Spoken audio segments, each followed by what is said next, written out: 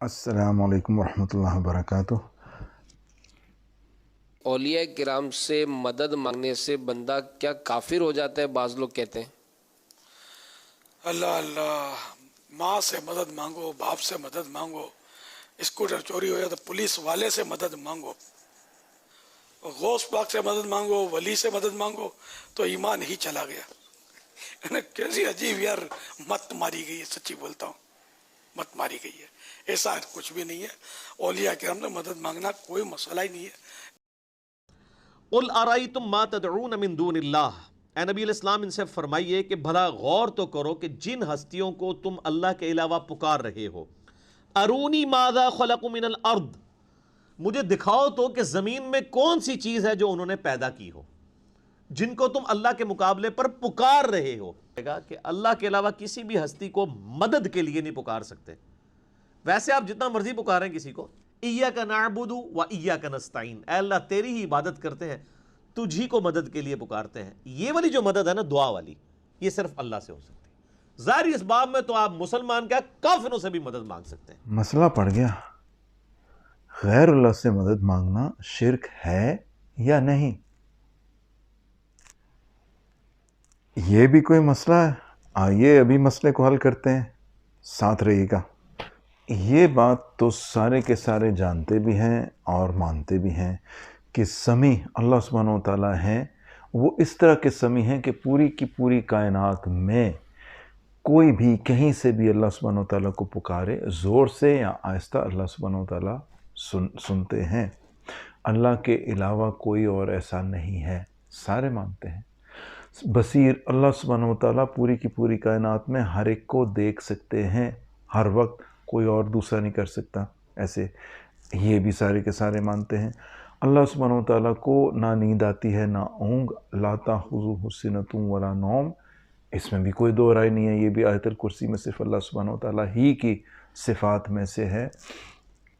قدیر، اللہ سبحانہ و تعالیٰ ہر چیز پر قادر ہیں، علیم و خبیر، ہر چیز کا علم رکھتے ہیں، یہ بھی سارے کے سارے مانتے ہیں۔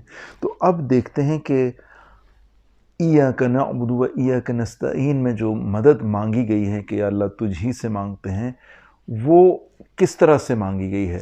وہ اس طرح کہ جب ہم دعا کرتے ہیں، تو دعا میں ہمیں پتہ ہے کہ اللہ سبحانہ و تعالیٰ جو ہے نا وہ ہماری سن بھی رہے ہیں، ہمیں دیکھ بھی رہے ہیں، ہماری حالت کا علم بھی ہے، اور جو بھی ہمیں پرابلم ہے اس کو سولو کرنے کا، اس مسئلے کو حل کرنے کی طاقت بھی رکھتے ہیں، کوئی بھی مسئلہ ہو جائے، جو مرضی ہو جائے۔ قدیر،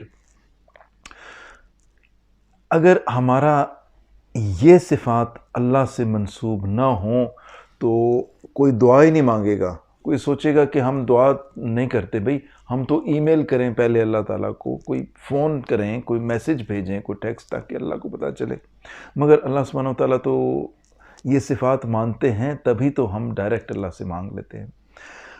اب اگر کوئی شخص اسی طریقے سے غیر اللہ کو، اللہ کے علاوہ کسی اور کو، یعنی کہ حضرت شیخ عبد القادر جیلانی رحمۃ اللہ علیہ جو دنیا سے گئے ہوئے ان کو 1000 برس سے اوپر ہو چکے ہیں، اگر آج کے زمانے میں وہ کسی بھی ملک میں دن کے کسی بھی وقت، رات کے کسی بھی وقت، اونچی آواز میں یا آہستہ یا دل میں وہ حضرت شیخ عبد القادر جیلانی کو پکارتا ہے، تو وہ اسی نیت سے پکارے گا نا کہ وہ بھی سمیع ہے اسی طرح کہ اللہ سمیع ہے، ہر وقت ہر ایک کو سننے کی طاقت، وہ بھی ہر وقت ہر کسی کو دیکھنے کی طاقت، بصیر، علیم، خبیر، وہ بھی لا تأخذہ سنۃ ولا نوم ہے، اور وہ بھی قدیر ہیں ہر مسئلے کا حل۔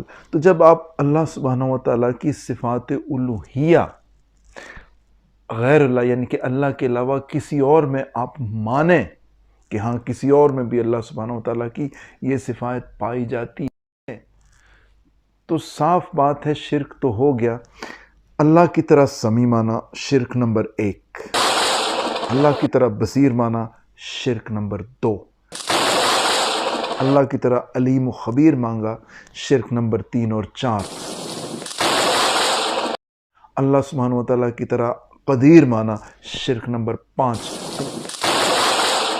اللہ سبحانہ و تعالیٰ کی طرح لا تاخذوہ سنۃ ولا نوم مانا شرک نمبر 6-7۔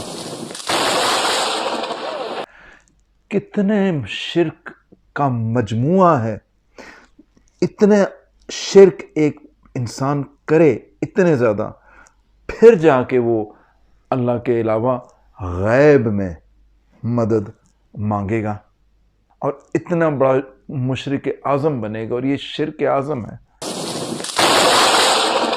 شرک اعظم۔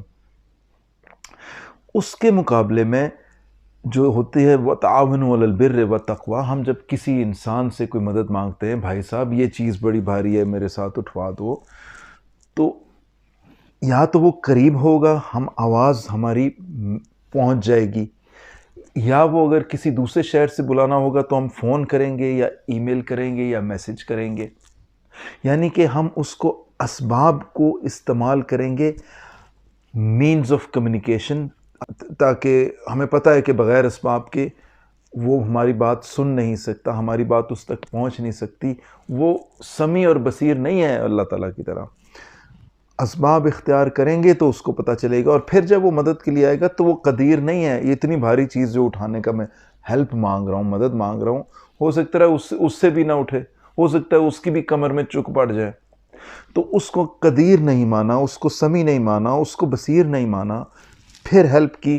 تو اس طرح سے ہیلپ آپ مانگتے رہیں۔ وَتَعَاوَنُوا عَلَى الْبِرِّ وَالتَّقْوَىٰ، اے ایمان والو ایک دوسرے کی نیکی اور بھلائی کے کاموں میں مدد کیا کرو، بغیر اللہ کی صفات دیے ہوئے کسی انسان کو۔ جب اللہ کی صفات کسی شخص میں نہیں مانیں گے وہ شرک نہیں ہوگا، مگر جب آپ یہاں سے پکاریں گے حضرت شیخ عبد القادر جیلانی یا کسی بھی ولی اللہ کو، یا حاضر سروس زندہ کوئی آپ سمجھتے ہیں کہ کوئی ولی اللہ کسی ملک میں ہے، اور آپ بغیر دن رات دیکھتے نہیں، آپ کہتے ہیں کہ یا شاہ بخارا میری مدد کیجئے، اور آپ نے تو اس کو لا تاخذوہ سنۃ ولا نوم بنا دیا کہ نہ وہ نیند میں ہے نہ وہ اونگ میں ہے، جس وقت جب مرضی پکارو، کس ملک سے پکارا، وہ اللہ کی طرح سمیع بھی ہے، بصیر بھی ہے، قدیر بھی ہے، میری جو کوئی پرابلم ہوگی وہ حل کر لے گا۔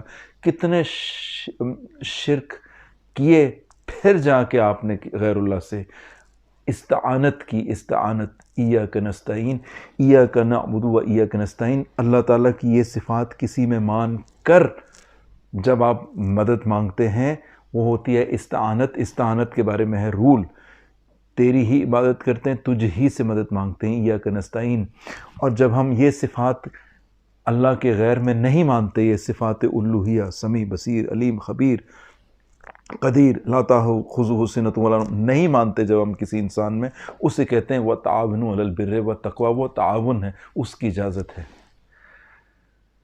امید ہے میرے بھائی دوستو مسئلہ بالکل دودھ کا دودھ اور پانی کا پانی بالکل کرسٹل کلیئر ہو چکا ہوگا انشاءاللہ۔